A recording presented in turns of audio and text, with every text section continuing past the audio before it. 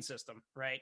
Of while we won't enslave white people, and of course we believe that white people are superior to black people. Man, I'm just waiting for these sound bites to be taken out of context. It'll be a lot of fun. I'm really self-exaggeration of my point. But the idea of mudsills, right, was this idea of there are people who hold up society, but they're not meant to run society, right? Which includes, of course, the slave class and, of course, the poor and uneducated white class, which is all meant to sustain our house, because mudsill was the part of the foundation that you would sink into the ground. There's a piece of wood, it was the wood stakes that would go in. So it was that idea that some people were inherently better than others by birth, by education, by all of these things, which was nothing new to the world, but it was still, of course, going to be propagated and continued upon, right? And as you say, you could have done so much more in a weird way with free labor and all of it, and built so much more of a society. But they really just wanted to rebuild European society, and just make sure that and even a part of European society that they were moving away from at that particular time. Well, it was to recreate a hierarchy that they could maintain. Yes. Because don't forget, you're some wretched, toothless, illiterate shit coming from, some part of Europe where you don't own land, where you have no status. And the promise of America was that you were going to come here and you were going to have status. You were going to be a somebody once you got here.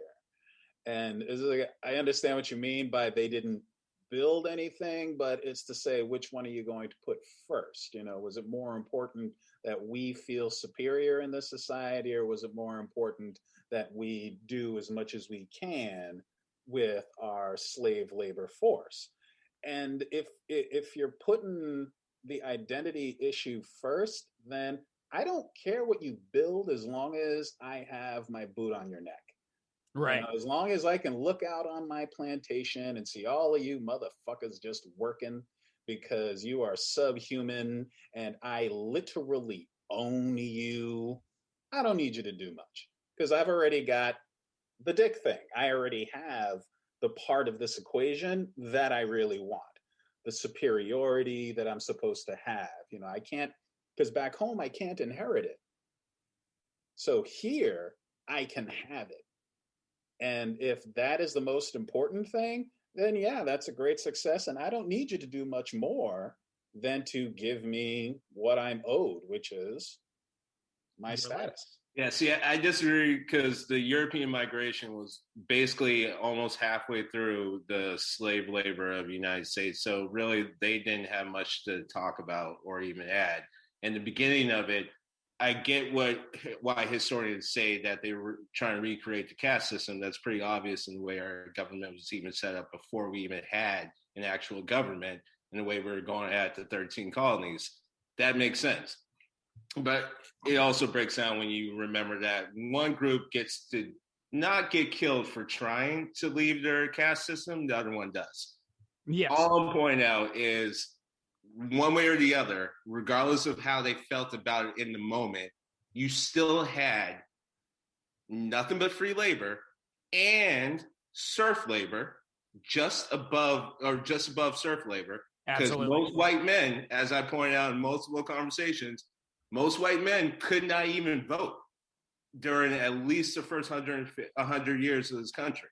So with that said, they are already establishing that, and they already kept them in basically just above poverty measures. That's why a lot of accounts of Confederates love to go back to their family and not necessarily slave owners until they find out maybe you might actually be related to one, but they always go to their family, because what they always say is, we didn't have anything. All we were fighting for was our freedom. All right. That's all they go back to, right? So it's that I'm not even getting to. I'm just pointing out, you literally could have done a lot of stuff, and all you did was pick cotton. All you did. And change names. That's think about it. That's all they wanted them to do. Part of the reason why we're a superpower now is, in fact, because we had 300 plus years of free labor.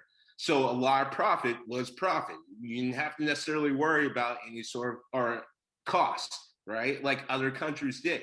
even Europeans were like, fuck, how'd you figure it out that you conquered that shit and you didn't even have to pay for it like we've been doing in India and a couple other places in Asia? Like, how'd you, hold up now, like we're paying a lot of money for this shit. How'd you guys figure this out?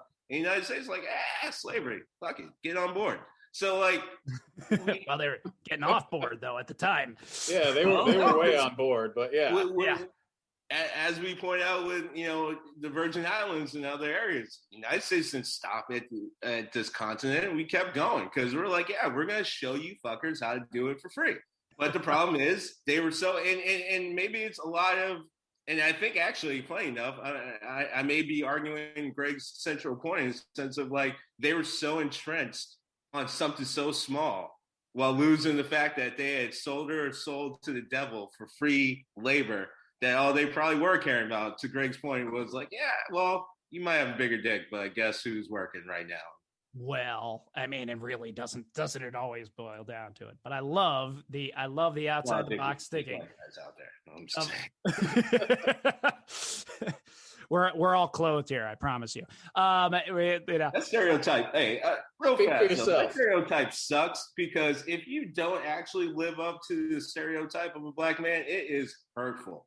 I'm going to tell you, I've never had that problem. God bless you.